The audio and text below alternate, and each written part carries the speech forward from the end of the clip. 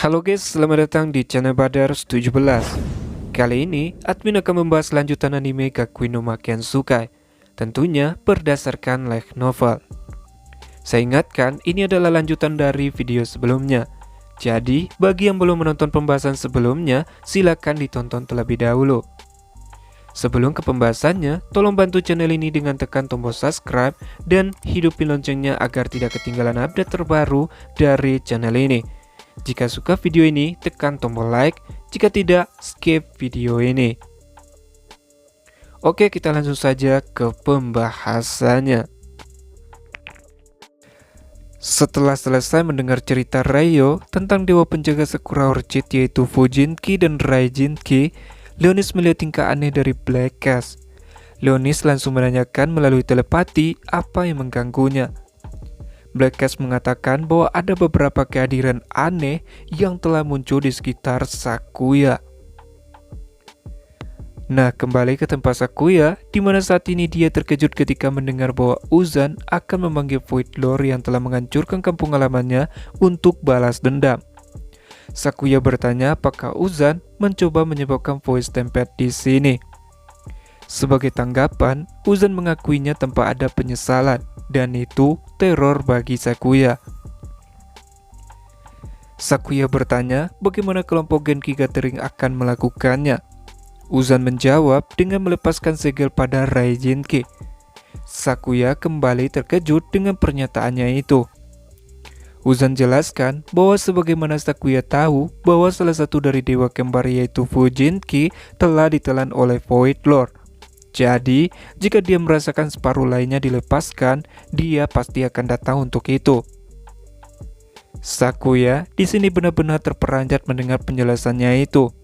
Bagi Sakuya, rencana mereka ini terlalu gila. Mereka berpikir bisa mengalahkan Void Lord, dan itu sama saja mereka bunuh diri. Sakuya bertanya, apakah Uzan berpikir benar-benar bisa mengalahkan Void Lord?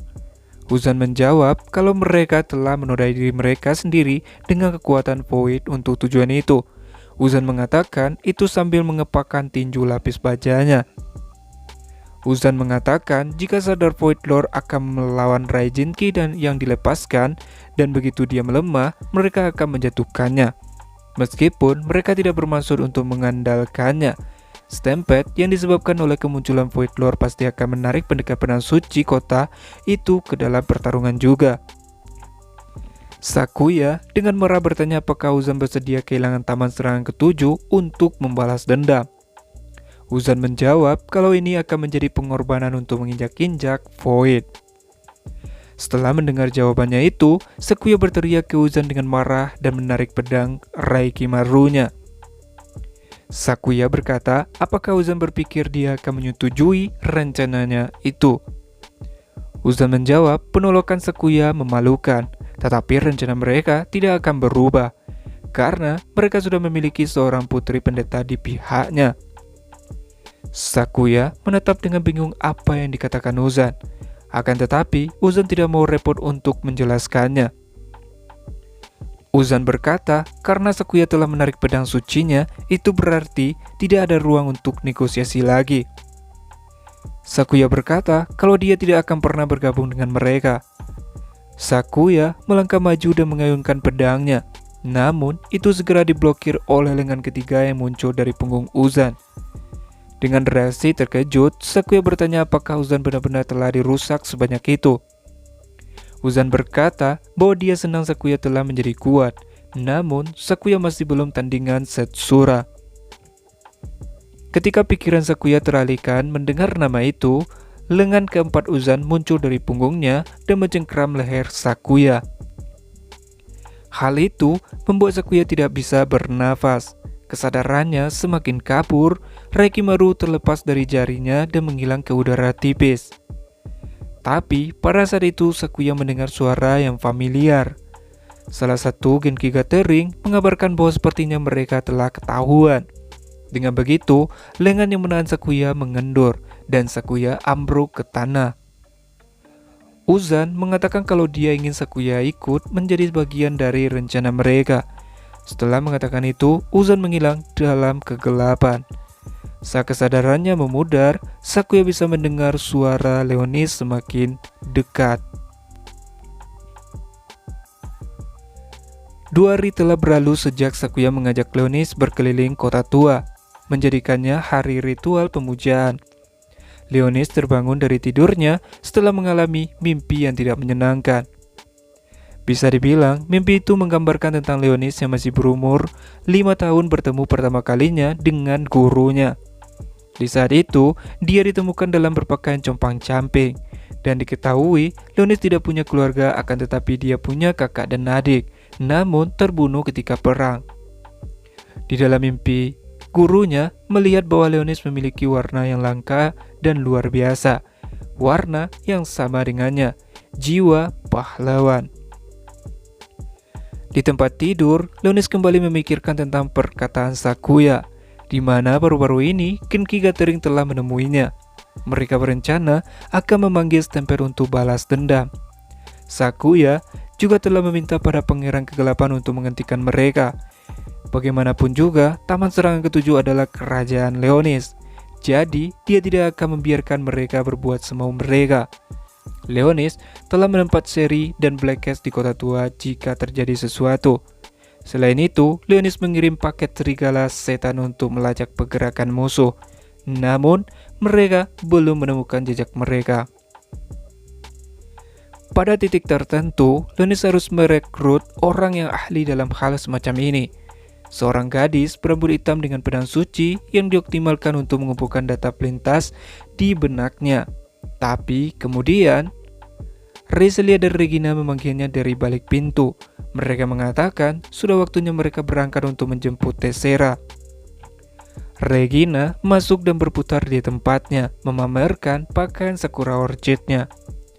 Saat Regina berpose, Leonis buru-buru mengalihkan pandangannya. Bisa dibilang pakaian itu sangat terbuka di bagian dadanya. Regina tersenyum setelah melihat reaksi bingung Leonis. Dia mencondongkan tubuh ke depan dan menusuk pipi Leonis dengan jari. Menahan godaan semacam ini melukai martabatnya sebagai Pangeran Kegelapan. Jadi, Leonis berbalik dan menatap langsung ke Regina. Nah, sekarang gantian Regina yang bingung karena dia menatapnya. Leonis berkata, pakaian itu sangat cocok untuk Regina. Potongan rambut itu juga sangat manis untuknya. Regina bertanya, tidak percaya, dan wajahnya memerah. Leonis berkata, itu sungguhan. Cara Regina biasanya terlihat sangat imut juga. Dengan malu Regina berkata tidak seharusnya Leonis menggoda gadis seperti itu. Leonis menjawab kalau itulah yang dia rasakan.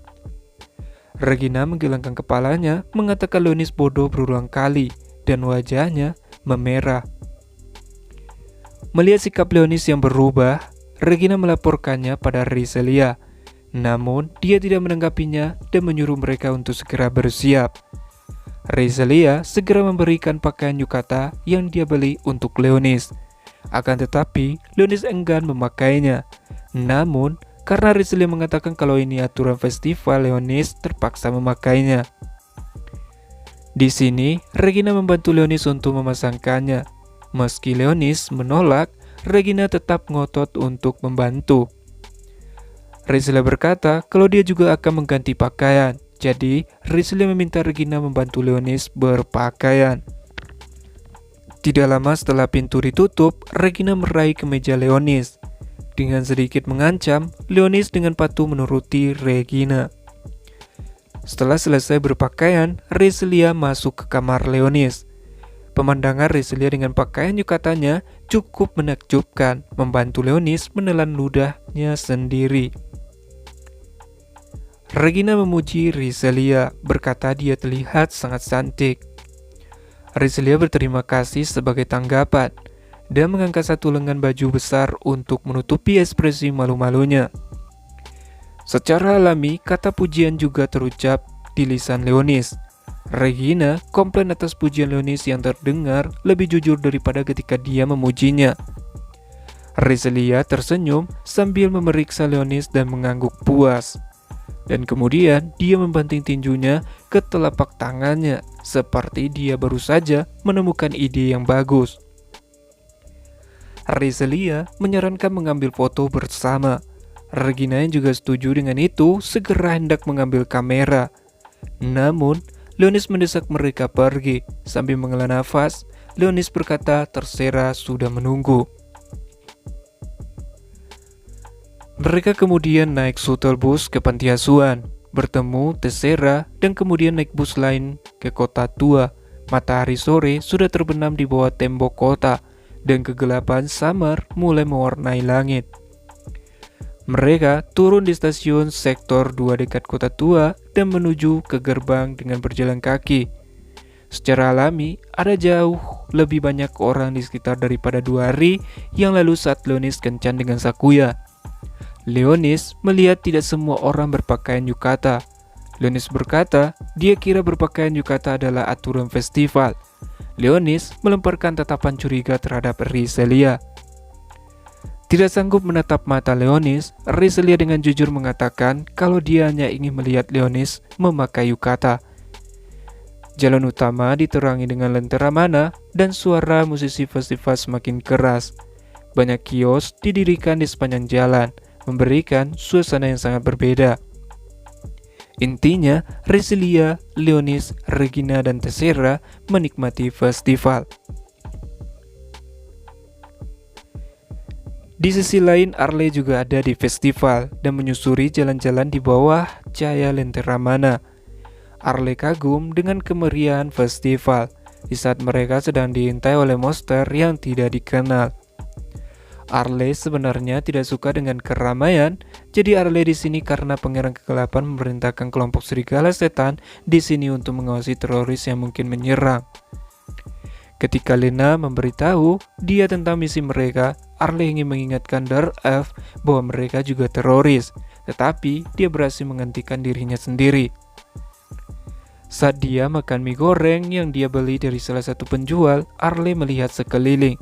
Tapi kemudian tiba-tiba tatapannya tertuju pada seorang gadis berpakaian putih. Dia berjalan melewati kerumunan seperti hantu. Rambutnya berwarna biru cerah dan wajahnya tersembunyi di balik topeng. Arle segera mengingat pendekar pedang yang dia temui di dermaga dengan rambut yang sama. Namun Arle bertanya-tanya apakah rambutnya sudah begitu panjang. Merasakan sesuatu yang tidak menyenangkan dari wanita muda bertopeng itu, Arle memutuskan untuk mengikutinya. Namun, sebelum dia memiliki kesempatan, gadis itu menghilang ke kerumunan. Kembali lagi ke tempat Leonis, di mana saat ini Leonis dan kelompoknya berkeliling di alun-alun, menikmati permen kapas dan permen apel yang mereka beli. Lalu mereka berhenti di sebuah kios permainan, di mana seseorang dimaksudkan untuk menjatuhkan hadiah dengan pistol mainan. Regina bertanya pada Tessera hadiah apa yang dia inginkan, sambil memasukkan peluru gabus ke dalam laras. Tessera menjawab kalau dia mau boneka beruang. Regina memejamkan mata dan mengangkat pistol. Tiba-tiba ekspresinya jadi serius. Dengan teriakan antusias, dia menarik pelatuknya. Peluru gabus itu melesat di udara dan mengenai boneka beruang itu tepat di antara kedua matanya. Tetapi beruang itu hanya terhuyung-huyung di tempat. Orang kios itu berkata bahwa dengan hanya mengenainya itu belum cukup. Mereka harus menjatuhkannya, kata orang kios itu sambil tersenyum. Regina kembali mengulanginya, kali ini dengan menembakkan 2 peluru sekaligus. Namun itu sia-sia. Rizalea bahkan menyuruhnya menyerah saja. Namun Regina masih ingin mencoba. Sehingga Leonis menawarkan diri untuk mencobanya. Leonis menurunkan lengannya dan mengambil pistolnya. Kedua gadis itu menatapnya dengan rasa ingin tahu, tetapi Leonis hanya mengangguk dan memasukkan peluru gabus ke dalam laras. Penjaga kios mencibir padanya. Dia melepaskan tembakan yang diisi dengan sedikit mana yang mengenai kaleng yang ada di tepi rak. Namun, peluru dengan cepat memantul mengenai hadiah di dekatnya. Itu bergoyang, berbelok ke samping dan mengenai hadiah yang berdekatan. Dan kemudian hadiah di sebelahnya dan hadiah di sebelahnya juga. Akhirnya menabrak pilar kios. dibelokkan lagi, dan langsung mengenai boneka beruang itu. Dengan sedikit nada puas, Leonis berkata, itu tembakan yang sulit, sambil mengembalikan pistol mainan. Tessera dan Regina memuji Leonis dengan kagum, sementara Rizelia yang mengetahui bahwa Leonis menggunakan sihir hanya tersenyum dan mengajak mereka mengumpulkan hadiahnya. Namun, pemilik kios tidak terima, merasa Leonis telah berbuat curang. Leonis berkata kalau pemilik kios lain berlaku curang. Leonis membongkar kecurangannya dengan memperlihatkan kalau ada tongkat tempat boneka beruang itu berada dan mainan itu telah tersangkut di atasnya, penjaganya agar tidak jatuh. Marah karena penipuannya terungkap, pria itu mencengkram keras yukata Leonis. Namun, hanya dibalas Leonis dengan cibiran, menambah kemarahannya. Tiba-tiba, Elvin muncul untuk menghentikan pertengkaran itu. Rizelia berseru gembira dengan kedatangannya. Elvin bergerak melewati kerumunan.